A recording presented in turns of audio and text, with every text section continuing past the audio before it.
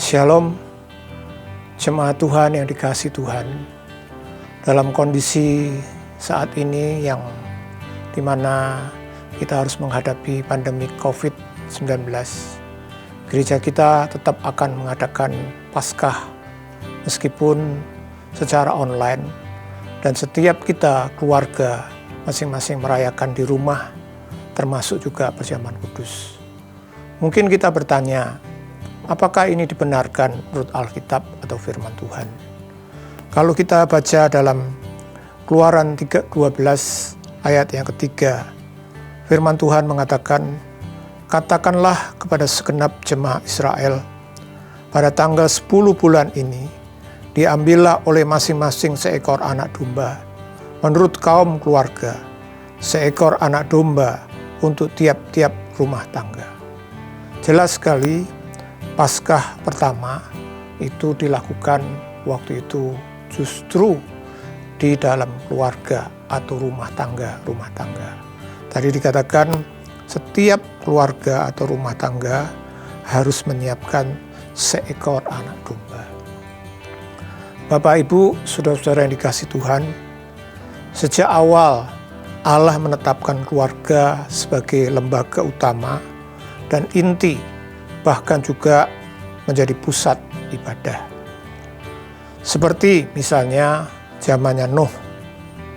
Firman Tuhan mengatakan dalam Kejadian 6 ayat 17-18, sesungguhnya aku akan mendatangkan air bah meliputi bumi untuk memusnahkan segala yang hidup dan bernyawa di kolong laut. Segala yang ada di bumi akan mati binasa. Tetapi dengan engkau aku akan mengadakan perjanjianku. Engkau akan masuk ke dalam bahtera itu. Engkau bersama-sama dengan anak-anakmu dan istrimu dan istri anak-anakmu. Dalam Kejadian 6 ayat 17-18. Jadi pada waktu Nuh diselamatkan, Tuhan itu juga menyelamatkan keluarga. Lalu juga pada waktu peristiwa Sodom dan Gomora, Lot dan keluarganya. Dalam Kejadian 19 ayat 12-13 dikatakan, lalu kedua orang itu berkata kepada Lot, siapakah kaummu yang ada di sini lagi? Menantu atau anakmu laki-laki, anakmu perempuan, atau siapa saja kaummu yang di kota ini? Bawalah mereka keluar dari tempat ini, sebab kami akan memusnahkan tempat ini. Karena banyak keluh kesah orang tentang kota ini di hadapan Tuhan. Sebab itulah Tuhan mengutus kami untuk memusnahkannya.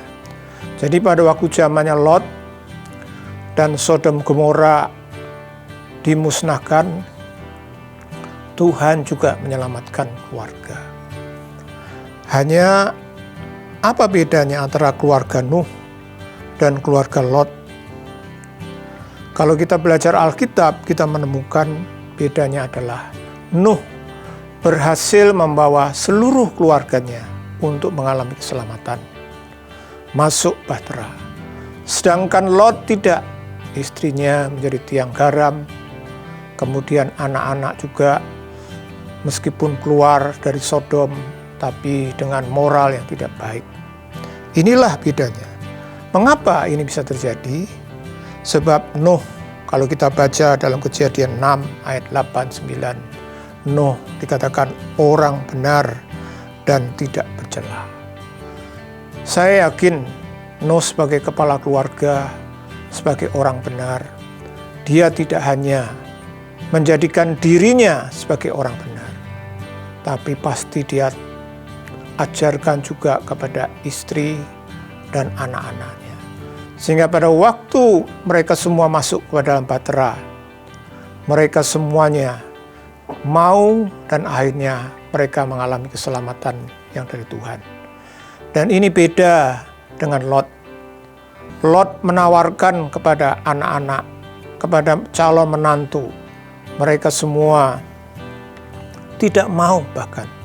Bahkan kita baca istrinya menjadi tiang garam. Bapak, Ibu, saudara-saudara yang dikasihi Tuhan, kali ini Paskah kita adalah Paskah yang sangat istimewa. Tuhan izinkan karena masalah dan situasi kita tidak bisa merayakan di gereja yang biasanya kita lakukan setiap Jumat Agung, di mana kita bisa memuji bersama, menyembah bersama, dan juga mengikuti perjamuan kudus sebagai tanda Paskah bersama-sama. Namun situasi yang khusus dan darurat ini justru seharusnya dipakai sebagai sebuah kesempatan istimewa, terutama bagi keluarga-keluarga. Kenapa? Karena sekali lagi sebenarnya Tuhan itu sangat peduli. Tuhan itu sangat berurusan justru dengan keluarga-keluarga. Maka dari itu, jemaat Tuhan yang dikasihi Tuhan, marilah kita mempersiapkan diri sebagai keluarga-keluarga untuk menyambut Paskah yang akan datang pada tanggal 10 Jumat Agung ini dengan sungguh-sungguh.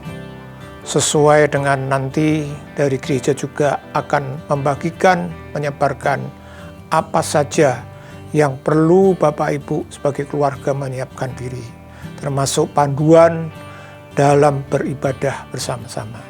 Kami berharap situasi yang darurat ini tidak membuat kita menjadi lemah dalam hal iman, lemah dalam hal kasih dan pengharapan kita, tapi justru kita membangun kekuatan, terutama keluarga kita.